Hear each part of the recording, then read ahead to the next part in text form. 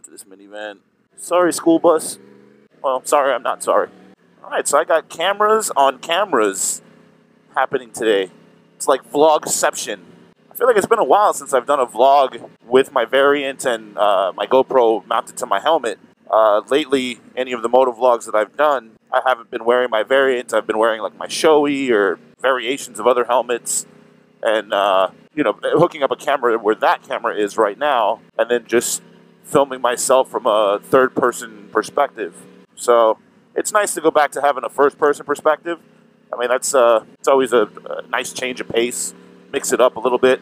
But I figured, you know what, I'm going to spice it up even more today. I'm going first and third person. Boom! You're like in the fourth dimension right now. So yeah, I'm on my way to work right now. I generally tend not to vlog to and from work because it's just such a boring ride. I don't feel like it's entertaining for you guys. I mean, let me know if I'm wrong. Maybe you want to see more of it, but all it is highway. I mean, there's not many routes I can take. I mean, there's like one other route I can go, but it's significantly more traffic and significantly more of a pain in the ass. So generally, I don't take that route because, I'm trying to get to work in a timely fashion, and I don't want to arrive just angered and upset because I've been stuck in traffic all damn afternoon or morning or whatever the hell time I'm going into work. Oh, like sand on the ground there. It's a biker's nightmare. So anyway, yeah, I don't really tend to vlog on my way to work because I just feel like it's uneventful. There's nothing going on that ride. But all I do is work. I work at least 65 hours a week, at least. I think this, my balls. I think this week ended yesterday. Like my work week ended yesterday, the fiscal schedule-wise, and I clocked like 72 hours or something to that effect. So 72 hours of me being at work, it just doesn't make for, eventful vlogs. But today, I'm feeling it. Feeling vloggy. Don't exactly have a topic, but I'm still feeling vloggy. Feel like cameras need to be rolling because I'm going to make witness magic happen. So I think I'm also going to have to remount this camera from my windscreen, maybe onto the front fairing or something. Something a little more secure, because I feel like this camera is just so bouncy. Like, it's so much more vibration being up on the windscreen. So as of late, I've been going back to my old sneakerhead kind of ways. If you guys follow me on the Insta of Grams, you'll see I've been posting a lot of sneaker pictures lately. And I don't know, I was like kind of a reformed sneakerhead where I was buying all kinds of sneakers. And I don't buy stuff typically because of the hype. Not like a hype beast or anything, but I buy sneakers because I just like sneakers. I like how they look. I like having different sneakers to wear. How a chick is with heels, I am with sneakers. So, I buy what I like. I buy what I think looks cool, whether it's like a popular sneaker or not. But lately, I kind of reformed out of that and hung up my sneakerhead persona, I guess. And, I just buy a pair of sneakers like once in a blue moon. And I finally, not that long ago, bought a new pair of sneakers that I just absolutely loved. And instantly, that one pair of sneakers just sparked this fire burning inside of me to want to buy more damn sneakers. So over the last, couple of months, I probably spent about a couple grand in sneakers. It's such a bad investment. I'll be the first to admit it. Some of the sneakers that I bought I could resell if I really wanted to, but I'm not a reseller. Like, I wear my sneakers, and I just like buying them because I want to wear them. I'm not gonna make a profit off of it. I don't think. I just want to wear them. But I went like a little ape shit with that, and I just bought so many sneakers. It's ridiculous. So I think I'm caught up for now. I think there's like one other pair that's coming out this month that I saw that I really, really want, that I've always wanted like for the longest time. So I think I'll probably buy those, and that'll be the last pair I buy for a minute, because it is awfully expensive. Oh, and also going into the whole sneakerhead thing. So when I used to kind of buy a lot of sneakers back in the day, there's this company called Force Fields, and it's basically like a foam insert that you can put into your sneaker that when you move your foot and your foot articulates when you walk, it doesn't bend or crease the front of your sneaker, so it keeps them looking, nice and fresh. So I used to buy those back in the day, and, they work great. I mean, after a while, since it's foam, if you start to sweat in the shoes or anything, or they start to kind of smell, and you just gotta buy new ones, and they go to shit after a while. I mean, they're not expensive; they're really cheap. But yeah, so I would use those for the longest time. Now that I was getting back into buying all these sneakers, I was looking at buying more force fields again, just for a couple of pairs that I wanted to keep fresh, like a couple of Jordan. I found out about this new company called Sneaker Shields. So Sneaker Shields is essentially the same thing, but it's made out of a plastic, like a harder plastic that goes into the front, and it tries to prevent your foot, or like prevent your sneaker from creasing when you articulate your foot. Just a quick review on them. I don't feel like I got the one for my size according to their website, but it's still creasing my sneakers. Like it's not really helping.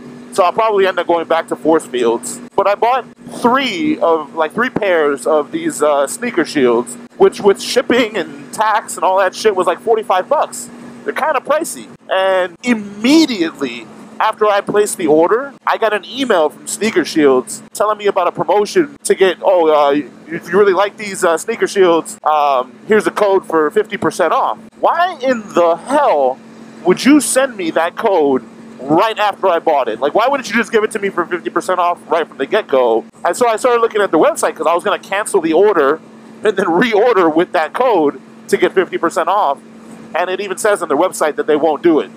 You can't do that. That they'll cancel your order or something. So, I mean, that's some horseshit. But to make matters worse and to add insult to injury, not only did I get it right after, since then, and it's been about 2 weeks now since I've ordered them, every single day, I get anywhere between 3 to 5 emails from Sneaker Shields, the exact same email, giving me that code for 50% off. I mean, it's just like, it's rubbing it in my face. You know, if you want to get me to repeat business and you want to offer me 50% off as like some sort of a promotion for me to come back, that's cool. Like, I get that. That's a good marketing technique. But wait until I have actually received the product, give me a little bit of time to, try the product and see how I feel about it.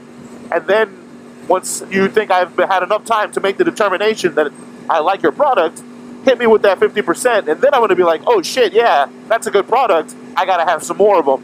50% off. 50% off is a sweet bargain. Let me go ahead and jump on that now.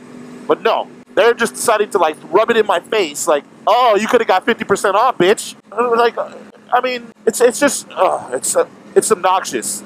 And to get that many emails from a company in one day, every day for the last 2 weeks, I'm about to put them on my block list. I'm sick and tired of seeing it.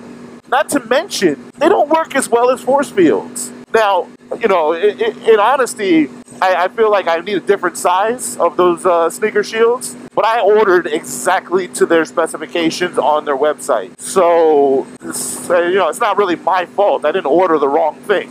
I ordered exactly what they told me to order. So, that's my little impromptu update of new nonsense that's happening in my life. What's happening in your life, guys? Certainly, I'm sure it's more eventful than mine. God, I remember now why I don't vlog that often on my way to work and why I don't wear my Variant. Since it's all highway, it's been super, super, super windy lately. And it feels like I'm riding with a giant cone on my head with this bill on the Variant. I mean, once I got used, I've been accustomed to wearing my Shoei that is extremely comfortable and much more aerodynamic, and it's just catching all the wind. It's the cone of shame. I'll tell you what, though, regardless of the cone of shame that's on my head right now, it feels really good to talk to somebody while I'm riding. I typically just listen to music on my way to work, which is nice, but it's kind of nice to get back to talking.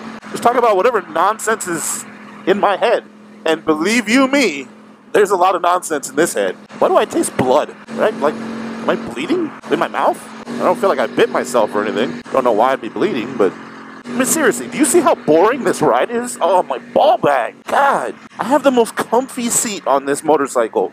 And it doesn't even Well, I mean, it makes a difference, but riding over all the construction and bumpy roads that are here in Miami, I may as well just be sitting on a cinder block. Oh, you so windy, you make my neck hurt. What's up with all this traffic? You know, I was just gonna say, even though this road is awful and, you know, it's full of construction and bumps and it's miserable, usually it's a pretty chill ride because I don't get traffic, as opposed to that other route that I had mentioned that is just like shit traffic the entire way. Well, bite my tongue on that one, because here we are, traffic. Although this is probably not that bad. Probably only goes for like a little while, I hope. Because I gotta get to work, and y'all slowing me down. I actually saw somebody like right by here the other day on a scooter that he got pulled over for lane splitting by a bike cop. And I've been pulled over for lane splitting before, and I've gotten a ticket for it, and it's not a cheap ticket.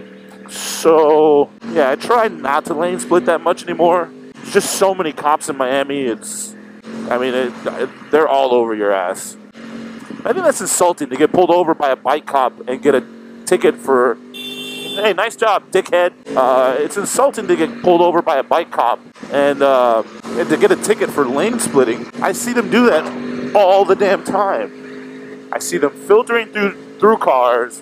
I see them riding on the shoulder, and not because it's an emergency, just because there's traffic. Like, they don't have their lights on, they're not going to some sort of an emergency call that they need to get through.